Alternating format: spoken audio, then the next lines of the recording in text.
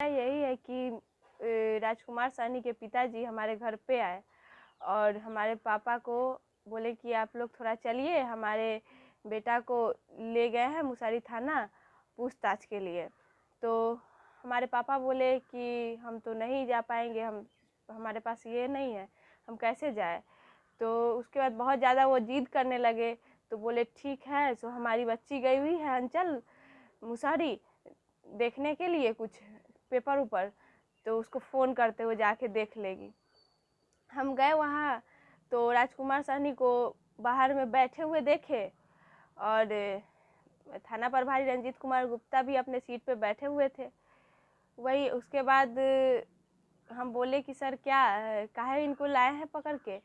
तो बोले कि गिरीश सर लाए हैं पकड़ के गश्ती गाड़ी से, और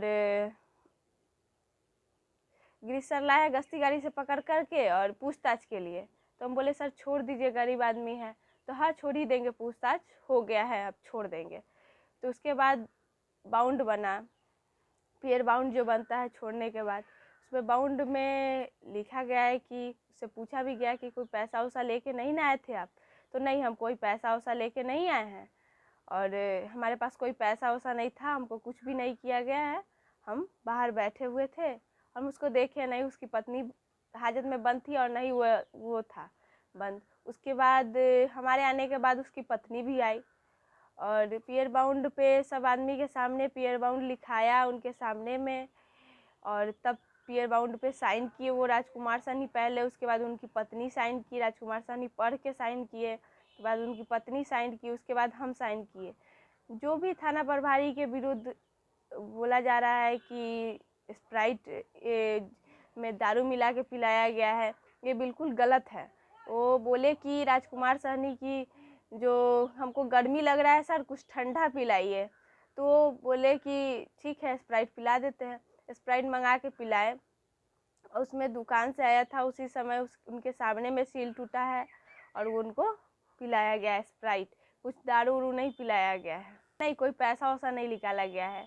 हमारे सामने में सकारे हैं कि नहीं हमारे पास कुछ पैसा वैसा नहीं था, और छोड़ने के बाद उनके पास भाड़ा के लिए पैसा नहीं था तो हम दिए थे। हम 3 साल से दौड़ रहे हैं, 3.5 साल से हमारे पास ज़मीनी विवाद चलता है। जो हमारी पैतृक संपत्ति है, घर का संपत्ति है, उसको कब्जा किया जा रहा है हमारे पड़ोसी के द्वारा। ठीक है, प्रभारी वैसे ही रहना चाहिए। याद एवं निराधार फंसाया जा रहा है।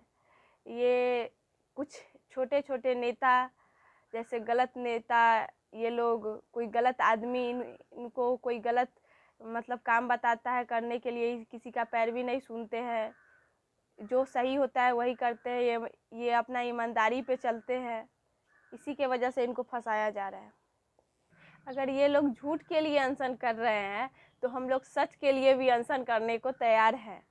और जब झूठ के लिए ये लोग अनशन कर रहे हैं तो हम लोग भी सच के लिए अनशन करेंगे। क्या हमारे भी पड़ोसी द्वारा बहुत प्रताड़ित किया जा रहा है, और हमको भी अगर मुसारी थानेदार नहीं रहते, इससे पहले वाले या अभी भी आए हैं, अगर मुसारी थाना नहीं रहते तो हमको भी गांव में नरौली पंचायत में रहने नहीं दिया जाता।